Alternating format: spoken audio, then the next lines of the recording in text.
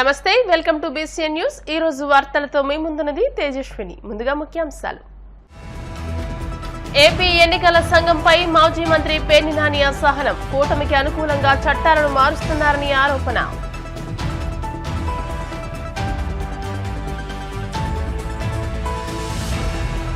ఓట్ల లెక్కింపు రోజున గొడవలు సృష్టిస్తే సహించేది లేదు, స్థానిక నాయకులకు సూచించిన ప్రకాశం జిల్లా ఎస్పీ గరుడ్ సుమిత్ సునీల్।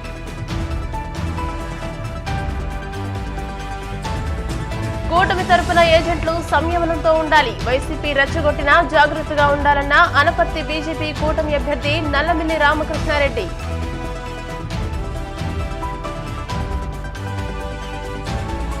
అల్లర్లతో పల్నాడు జిల్లా పరువు తీశారన్న ఎస్పీ మల్లికా గార్గ్, గొడవలకు కారణమైన ఎవరిని వదిలేది లేదని స్పష్టం।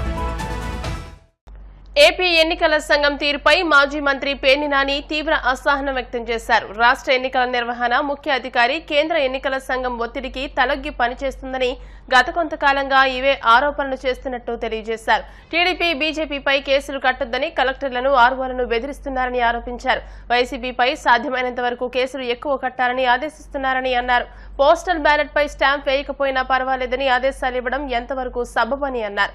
మచిలీపట్నంలో 4000 మంది పోస్టల్ బ్యాలెట్ ని ఉపయోగించుకున్న వారిలో ఇతర ప్రాంతాలకు చెందిన వారు కూడా ఉన్నారని అన్నారు। చివరికి న్యాయమే గెలుస్తుందని, చట్టాలను బీజేపీ టీడీపీ చుట్టాలుగా చేసుకుని వ్యవహరిస్తున్నాయని అన్నారు। పక్క వాలిపోవటం అనేది పక్షపాత ధోరణితో పనిచేయటం ఎంతవరకు సమంజసం?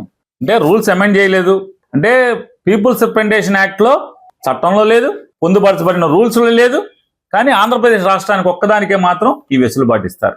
వెంటనే కోర్టులో ముఖేష్ కుమార్ మీనా ఈ 25వ తారీఖు నేను ఇచ్చినటువంటి సర్క్యులర్ ని మెమోని వెనక్కి తీసుకుంటున్నాను తూచి అని చెప్పి అంటాడు ఇవాళ సాయంత్రం। అంటే తప్పు చేశాననే కదా, నేను తప్పు చేశాను, తొందరపాటు పడిపోయాను, వాలిపోయాను, ఒక పక్కకి వెనక్కి తీసుకుంటున్నాను అని చెప్పని కోర్టుకు సబ్మిట్ చేస్తాడు।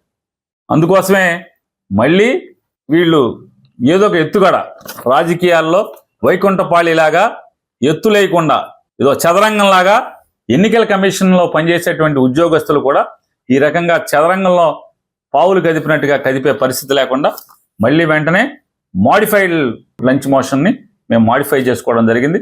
లేళ్ల అప్పిరెడ్డి గారు అనేటువంటి మా రాష్ట్ర ప్రధాన కార్యదర్శి గారు ఈరోజు కోర్టులో మూవ్ చేయడం జరిగింది। అప్పిరెడ్డి గారి యొక్క కోర్టులో మూవ్ చేసిన దాని మీద ఇప్పుడు మళ్ళీ హీరింగ్ జరగబోతోంది। ఈ కేంద్ర ఎన్నికల సంఘం ఇచ్చినటువంటి ఈ ముఖేష్ కుమార్ మీనా ఇచ్చినటువంటి circular number 5369 elections dated 25th May 2024 ఈ సర్క్యులర్ ని ఆయన విత్డ్రా చేసుకున్నాడు। అయినప్పటికీ కూడా కేంద్ర ఎన్నికల సంఘం ఆ సర్క్యులర్ ని ఆమోదిస్తూ ఎస్ బేసిక్ గా ఉంది, బాగా ఇచ్చామని చెప్పిన ఒక ఆంధ్రప్రదేశ్కి ఇచ్చినటువంటి వెసులుబాటుని ఛాలెంజ్ చేస్తూ ఇప్పుడు కోర్టులో వాదనలు జరుగుతున్నాయి। ఖచ్చితంగా న్యాయం గెలిచి తీరుతుంది।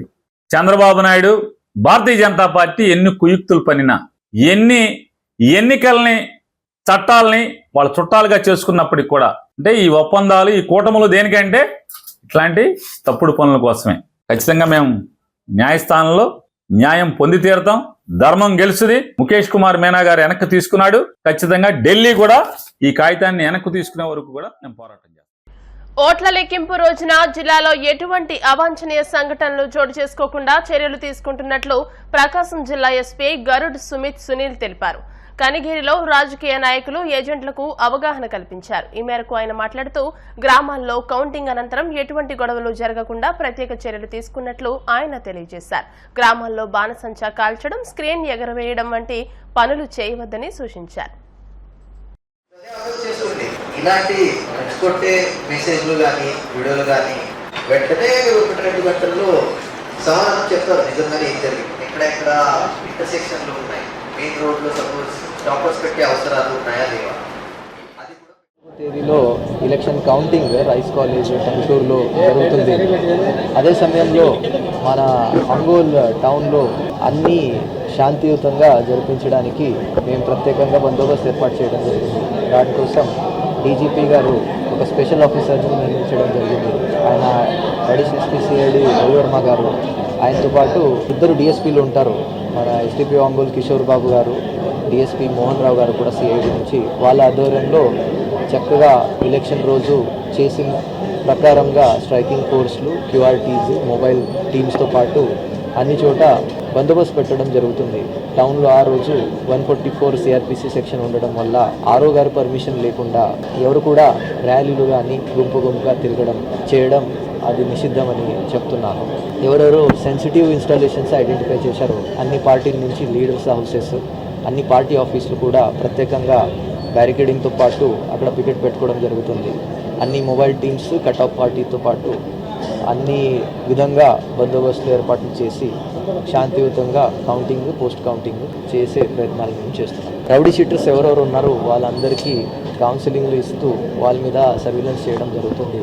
అందులో దాని తర్వాత కూడా మరి అంతా ఎవరు వినలేని పరిస్థితుల్లో ఉంటే అలాంటి వాళ్ళని కూడా 151 సిఆర్పిసి కింద ప్రివెంటివ్ యాక్షన్ తీసుకోవడం జరుగుతుంది.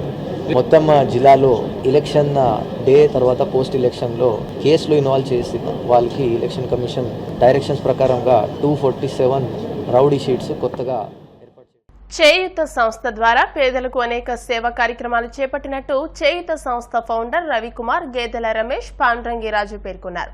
బుధవారం కాకినాడ డి కన్వెన్షన్ హాల్లో కేటీసీ విద్యా సంస్థల అధినేత ప్రవీణ్ చక్రవర్తి జన్మదినోత్సవాన్ని పురస్కరించుకుని పలు స్వచ్ఛంద సంస్థలు, చేయూత, ఆర్కే ఫౌండేషన్ స్వచ్ఛంద సంస్థలు సంయుక్తంగా 100 మంది చిన్నారులకు పౌష్టికాహారం కిట్లను అందజేశారు. ఈ సందర్భంగా ఫౌండేషన్ నాయకులు మాట్లాడుతూ చిన్నారులకు స్వచ్ఛంద సంస్థలు అండగా నిలవాలని పిలుపునిచ్చారు. డాక్టర్ ప్రవీణ్ చక్రవర్తి మాట్లాడుతూ పేదలకు అండగా ఉండాలని వివిధ స్వచ్ఛంద సంస్థలు కలిసి ఇలాంటి సేవా కార్యక్రమాలు చేపట్టడం అభినందనీయమని పేర్కొన్నారు. మరి అంత మహోన్నతమైన వ్యక్తి ఈ రోజున మన మధ్యకి వచ్చి మరి మేము ప్రతి నెల ఈ చిన్నారుల కోసం కొంతమంది మెంబర్స్ ని ఏర్పాటు చేసుకుని ఓ పిల్లర్గా నిలబడుతూ అనేక నెగిటివ్ థాట్స్, నెగిటివ్ ఇంప్రెషన్స్ కూడా పాజిటివ్ ఇంప్రెషన్ చేసుకుంటూ లీడర్గా నిలబడి సీనియర్లు వేసి చాలా మంది అన్ని కార్యక్రమాలు చేశారు. ఆర్గనైజేషన్ రన్ చేస్తున్న వాళ్ళకి తెలుస్తుంది. ఎందుకంటే ఆర్గనైజేషన్ లీడర్ పేరు వచ్చిన వెంటనే బ్యాక్ సైడ్ ఎన్ని జరుగుతాయని ఎవరికి తెలియదు. ఎంతసేపు ఆయన ముందుకెళ్ళిపోతున్నాడు, పలానా వ్యక్తి దాని ఉన్నాడు అనుకుంటారు తప్ప ఎన్నో అవమానాలు, ఎన్నో నిధులు పడాల్సి వస్తుంది. సో అన్నీ కూర్చుకుని ఒక ఎంప్లాయీ గవర్నమెంట్ ఎంప్లాయీ ముందడుగు వేస్తున్నారంటే చాలా సంతోషం. In the same way RK కూడా, ఆర్కే టీమ్ అంతా ఫౌండేషన్ మెంబర్స్ కింద ఉండి ఆర్కేతో పాటు ఉంటే ఒక పిల్లర్స్ కింద చేస్తారంటే అది ఒక ఎన్జిఓకి ఒక ఘనత. ఆర్కే ఒక్కడి వల్ల అవుతుంది.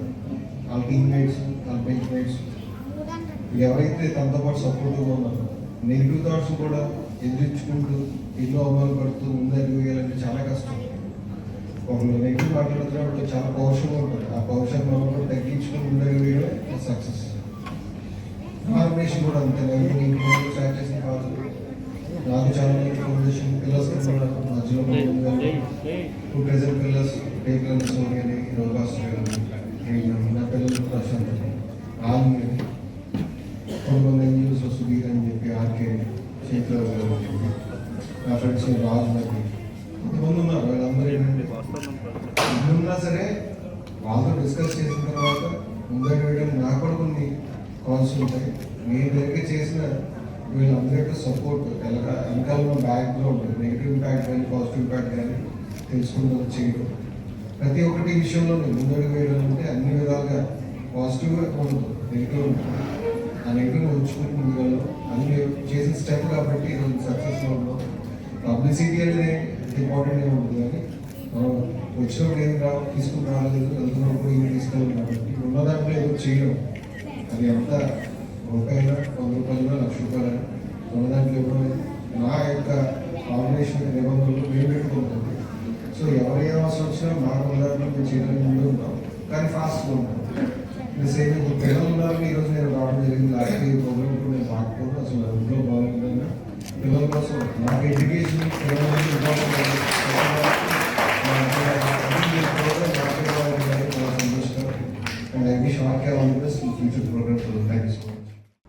రెమాల్ తుఫాను ప్రభావంతో ఉప్పాడ సముద్ర తీర ప్రాంతంలో భారీ గాలులకు ఉవ్వెత్తున ఎగిసిపడిన అలల ధాటికి సుమారు 50 ఇళ్లు దెబ్బతిన్నాయి. విషయం తెలుసుకున్న జనసేన అధినేత కొనిదెల పవన్ కళ్యాణ్ దెబ్బతిన్న ఇళ్లను పరిశీలించాలని పిఠాపురం నియోజకవర్గ జనసేన నాయకులను ఆదేశించారు.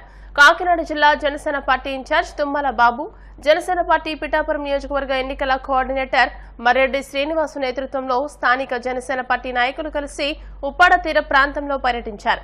బాధితులను పరామర్శించి అన్ని విధాలా ఆదుకుంటామని మర్రెడ్డి శ్రీనివాసు, తుమ్మల బాబు బాధితులకు భరోసా కల్పించారు. ఈ సందర్భంగా మర్రెడ్డి శ్రీనివాసు, తుమ్మల బాబు మీడియాతో మాట్లాడుతూ పవన్ కళ్యాణ్ ఆదేశాల మేరకు బాధిత కుటుంబాలను పరామర్శించినట్టు తెలియజేశారు.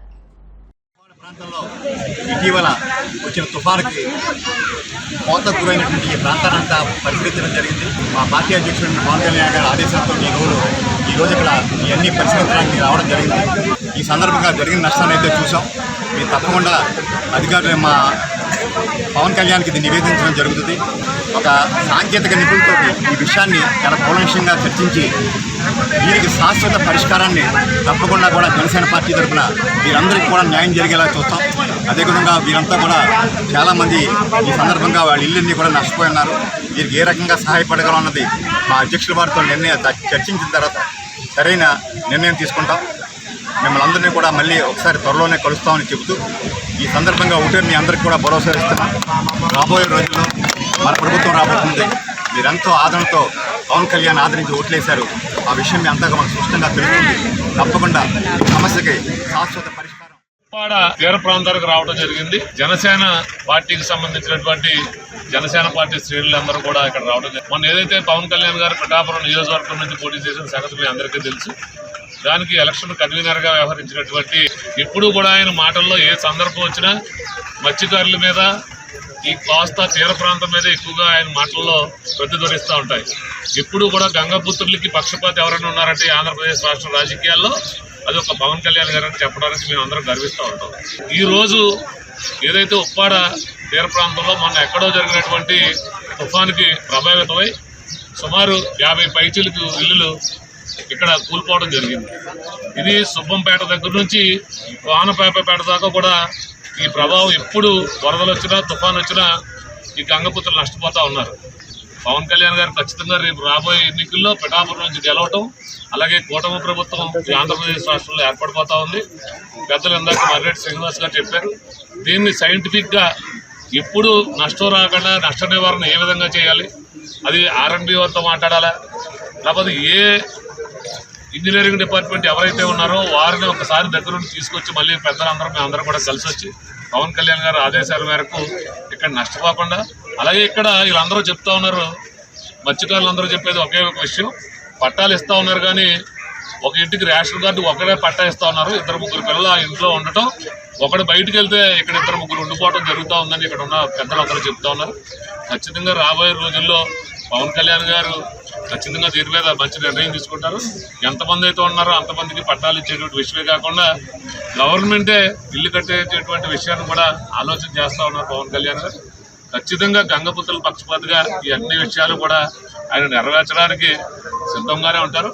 ఖచ్చితంగా మేము అందరం కూడా మత్స్యకారులకు ఎప్పుడు అండగా జనసేన పార్టీ ఉంటుందని మరొకసారి తెలియజేస్తూ రాబోయే కొన్ని రోజుల్లోనే పవన్ కళ్యాణ్ గారు నిర్ణయం ఏదైతే తీసుకుంటారో మేము పట్ల మేమందరం మరొకసారి మేము మళ్ళీ వచ్చి కలుస్తామని ఈ సందర్భంగా తెలియజేస్తాం.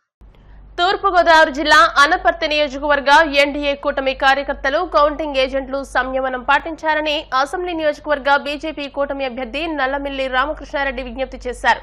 కౌంటింగ్ వేళ వైసీపీ నాయకులు రెచ్చగొట్టేలా, రూల్స్ కి వ్యతిరేకంగా ప్రవర్తించేలా ప్రేరేపిస్తున్నారని అన్నారు. ఎన్నికల కమిషన్ నిబంధనలు పాటించాలని, కౌంటింగ్ హాల్లో, గ్రామాల్లో గాని కూటమి క్యాడర్ ప్రత్యర్థుల కవ్వింపులను పట్టించుకోకుండా శాంతి భద్రతలకు విఘాతం కలిగించకుండా ప్రవర్తించాలని అన్నారు. మే 13వ తారీఖున సార్వత్రిక ఎన్నికలకు సంబంధించి పోలింగ్ ప్రక్రియ ముగిసింది. మరి 4 రోజుల్లో 4వ తేదీన కౌంటింగ్ ప్రక్రియ జరుగుతున్న నేపథ్యంలో వివిధ రాజకీయ పార్టీల నాయకులు, ముఖ్యంగా వైఎస్ఆర్సీపీ నాయకులు రెచ్చగొట్టే ధోరణిలో మాట్లాడడం, రూల్స్ ను అతిక్రమించి కూడా కౌంటింగ్ హాల్లో ప్రవర్తించాలని వారి కౌంటింగ్ ఏజెంట్లకు సూచించే విధంగా మాట్లాడడం జరుగుతూ ఉంది. ముఖ్యంగా అనపర్తి నియోజకవర్గానికి సంబంధించి భారతీయ జనతా పార్టీ, తెలుగుదేశం పార్టీ, జనసేన ఏదైతే ఎన్డీఏ కూటమి ఉందో, ఎన్డీఏ కూటమి నాయకులకు, కార్యకర్తలకు, ముఖ్యంగా కౌంటింగ్ ఏజెంట్లకు అందరికీ నేను సవినయంగా విజ్ఞప్తి చేసేది, సంయమనం పాటించండి, ఎటువంటి ఆదేశాలకి లోను కావద్దు. ఎన్నికల కమిషన్ ఆదేశాలను కానీ ఎన్నికల కమిషన్ మార్గదర్శకాలను కానీ ఉల్లంఘించి ఎవరూ ప్రవర్తించవద్దు. మనకు విజయానికి చేరువలో ఉన్నాం, మనం విజయం సాధించబోతా ఉన్నాం. సంయమనం పాటించి తద్వారా చట్టాన్ని గౌరవించడం, ఎన్నికల కమిషన్ నియమావళిని గౌరవించడం రాజకీయ పార్టీల కార్యకర్తలుగా, నాయకులుగా మనందరి బాధ్యత. దాన్ని గుర్తెరిగి ప్రతి ఒక్కరూ ప్రవర్తించి ఏదైతే ఎన్నికల కమిషన్ సక్రమంగా ఎన్నికలు నిర్వహించడంలో కృతకృత్యులయ్యారో దానికి మన వంతు సహకారం అందిస్తూ కౌంటింగ్ హాల్లో కానీ, కౌంటింగ్ హాల్ బయట కానీ, నియోజకవర్గంలో గ్రామాల్లో కానీ ఎక్కడా ఎటువంటి ఇబ్బందులు తలెత్తకుండా శాంతి భద్రతకి విఘాతం కలిగించే విధంగా ఎవరూ ప్రవర్తించవద్దని, ఎదుటి పార్టీకి సంబంధించిన వ్యక్తులు ప్రత్యర్థులు రెచ్చగొట్టిన సంయమనం పాటించి ప్రతి ఒక్కరూ ఈ ఎన్నికల ప్రక్రియ ప్రశాంతంగా ముగిసే విధంగా సహకరించమని మీ అందరికీ సవినయంగా విజ్ఞప్తి చేసుకుంటూ సెలవు తీసుకుంటాను. ఇప్పుడు కాసేపు ప్రకటనలు.